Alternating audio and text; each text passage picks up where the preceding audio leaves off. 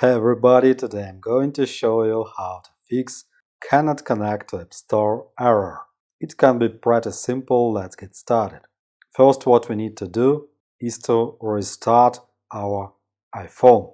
Long press on power off button and slide to power off your iPhone. If the problem still remains, then use the second way to resolve this problem. Open the settings, then swipe down to find General Settings, open it, next swipe down again, and at the bottom tap on Transfer or Reset iPhone.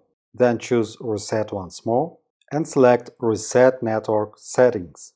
After that, enter your passcode and reset network settings.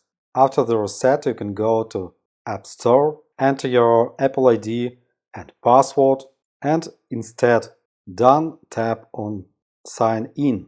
You can also sign in to iTunes Store. Let's make it sign in, and everything should work without problems.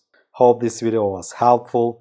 Thanks for the watching, like, subscribe. Have a nice day, good luck. See you next time.